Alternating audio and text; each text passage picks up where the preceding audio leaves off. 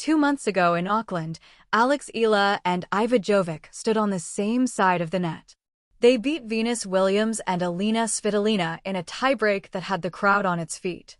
They were laughing between points. Jovic fed Eala at the net. Eala covered Jovic's angles. They moved like two people who genuinely understood each other's games. They reached the semifinals together, and when it ended, they walked off court looking like they'd do it again next week. Now Roland Garros has paired them across the net in the first round. And what makes this draw fascinating is not the friendship angle. That's the easy story. What makes it fascinating is what's happened to both of them on clay in the 7 weeks since they last played together at Indian Wells. Because if you've been tracking their separate clay swings, you've watched two completely different experiences unfold. And those experiences are going to collide on Monday in a match that tells us something real about where both players are headed, not just at this tournament, but for the rest of the season. Let me walk you through it. Iva Jovic's 2026 has been the kind of year you plan retrospectives around. She made the quarterfinals of the Australian Open at 18 years old, the youngest American woman to get that deep in Melbourne since Venus Williams in 1998. She beat Jasmine Paolini, then ranked 8th in the world, in straight sets to get there. She lost to Sabalenka in the quarters, but that was no shame. The point had been made. When she arrived in Charleston for her first full clay swing, she was ranked 16th in the world and climbing. And here's what happened on the dirt. In Charleston, on green clay, which plays faster and suits the American game, she beat Alicia Parks, Andreescu, Kalinskaya, and made the semifinals before losing to Pegula in 3 sets. That was her first tour-level semifinal on any clay surface. The following week in Madrid on red clay, she beat Lynette in straights, but lost a tough 3-setter to Leylah Fernandez in the 3rd round. Then came Rome. Rome is where the interesting part begins. Jovic drew Paula Badosa in the 2nd round and dismissed her 6-2, 6-1. Then she got Coco Gauff in the 4th round, and she nearly won.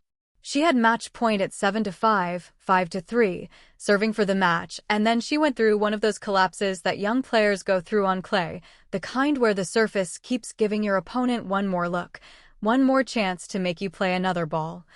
And the pressure doesn't release the way it does on hard courts. She lost 9 of the final 11 games.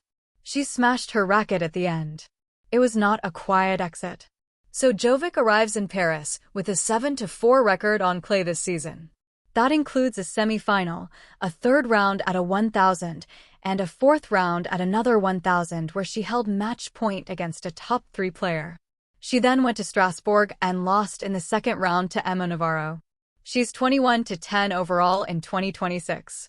She's seeded 17th here. And she has played exactly 2 career matches at Roland Garros, a 1st-round win over Zarazua and a 2nd-round loss to Rybakina, both on a wild card last year. That's Jovic's side of the ledger. Now look at Eala's. Alex Eala's 2026 started with a semi-final in Auckland and a career-high ranking of 29 after a 4th-round run at Indian Wells, where she retired Coco Gauff with a 6-2 lead and beat several strong opponents along the way. She also reached the 4th round at Miami. On hard courts, she's been consistently dangerous. Her forehand off the left side, that heavy topspin she generates from the ad court, creates angles that most players simply can't replicate. She returned brilliantly all spring, and her movement kept her competitive in matches where her serve would have sunk a lesser mover. But then the clay started. She opened her clay swing at the Linz Open. Beat Julia Grabher in the 1st round, then lost to Yelena Ostapenko in the 2nd. In Stuttgart, she lost in the 1st round to Fernandez. In Madrid, she got past the 1st round but lost to Elise Mertens in the 2nd. In Rome, she turned things around, beat Magdalena Frech with a 1st-set bagel, then beat Wang Xinyu to reach the 3rd round, her best ever showing at a clay 1,000. Rybakina stopped her there. Then last week in Strasbourg, she lost in the 1st round to Alexandra Oleinikova, ranked 66th, after taking the 1st set. So Eala's clay record this swing reads roughly 5-5. That includes some positive signs Rome was genuinely good, but also some results that suggest she's still searching for a consistent gear on this surface. Her career clay record at all professional levels tells a similar story. She's hovered around .500 for years, never building the kind of sustained run that would suggest she's cracked the code. And here's the part most people aren't talking about when they discuss this draw. This is not a matchup between a clay specialist and a hardcourt player.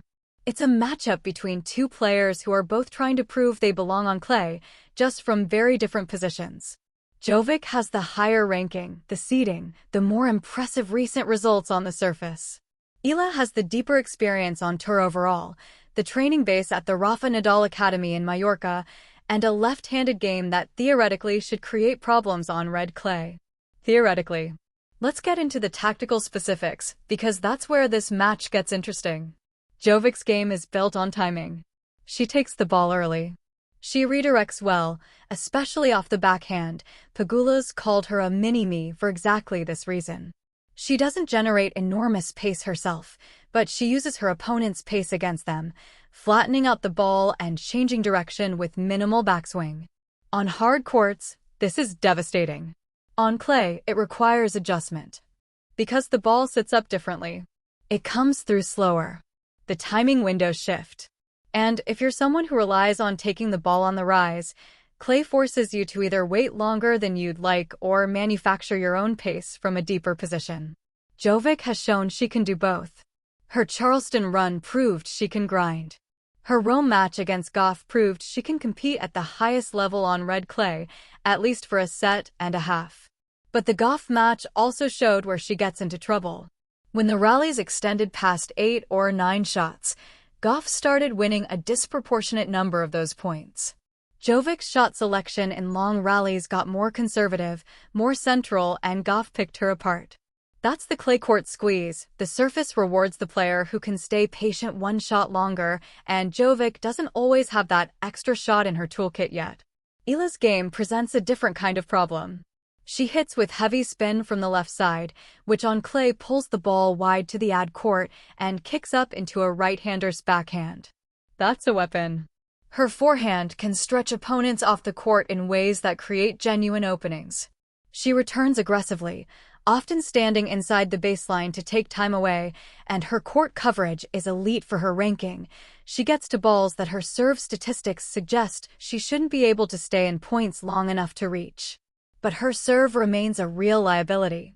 The numbers tell the story. Her first serve percentage sits around 65%, which is fine, but her first serve win percentage, 61%, is well below tour average. Her second serve is worse, winning under 48% of points.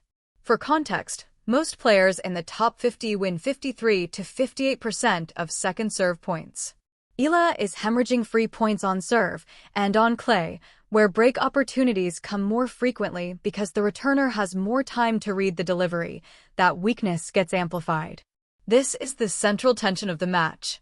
Eala's return game versus Jovic's serve is a matchup Eala should win. Jovic holds serve well enough, but she doesn't have a huge weapon on the delivery.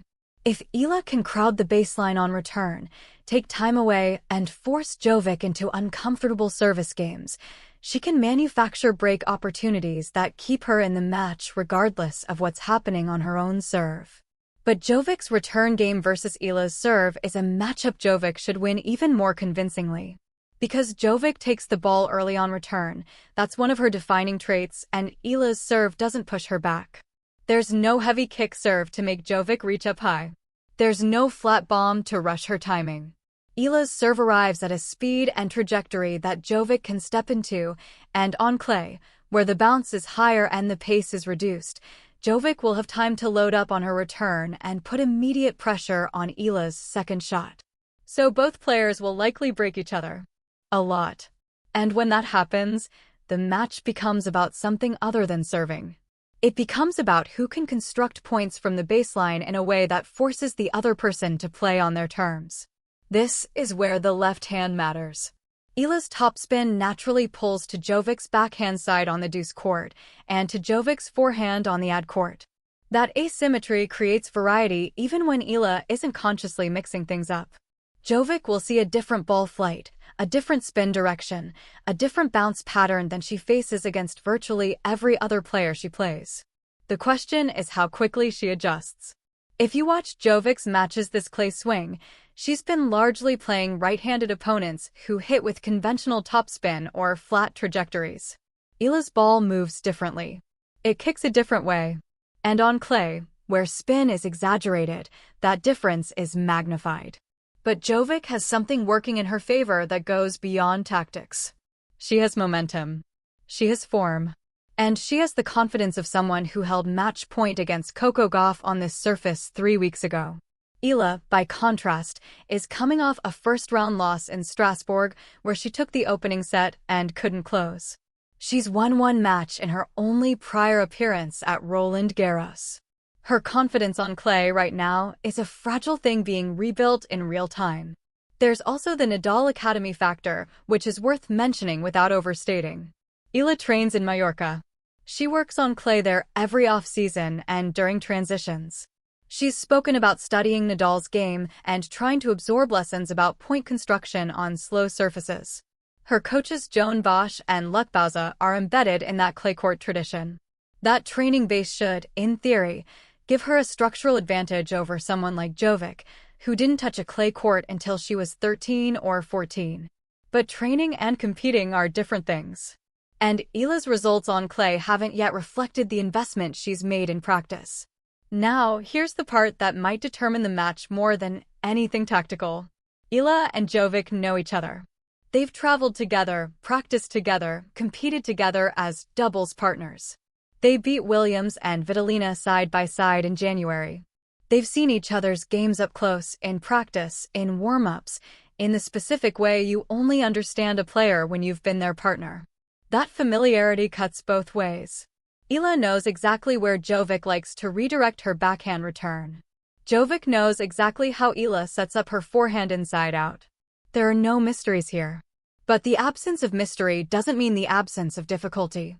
Knowing what someone is going to do and being able to stop it are two different things. And on clay, where there's time to see everything coming, but the surface rewards execution over deception, knowing your opponent's patterns just means you understand more precisely why they're beating you if you can't find answers. Jovic is the favorite. The ranking says so, 17 versus 38. The form says so, a semi-final, a fourth round, and a near upset of Gauff on clay versus a 5-5 record and a first-round loss in Strasbourg. The predictive models say so, most have Jovic in the 65 to 70% range. And the matchup says so, Eala's serve is a vulnerability that Jovic is specifically equipped to exploit. But I don't think this match is going to be easy for Jovic, and I'll tell you why. Eala's game has a particular quality on days when her forehand is firing. She can hit angles from the left side that pull opponents so far off the court that the recovery sprint becomes the point itself. On clay, those angles bite harder because the ball stays low after the bounce and skids away from the chaser. If Eala can find that forehand early, if she can land 2 or 3 of those wide pulls in the opening games, she can establish a dimension in the match that Jovic hasn't faced this clay swing. Most of Jovic's opponents have tried to overpower her or outlast her. Eala will try to move her. That's different. And there's Roland Garros itself. Eala turns 21 the day before the tournament starts. She'll walk onto court Philippe Chatrier or Suzanne Lenglen with a nation behind her. The Philippines has adopted Eala the way China adopted Li Na, with the kind of passionate, vocal support that fills stadiums and lights up comment sections. That's not nothing. Energy from the crowd won't fix a second serve, but it can sustain a player through the tight moments in a third set when the legs are heavy and the scoreboard isn't helping.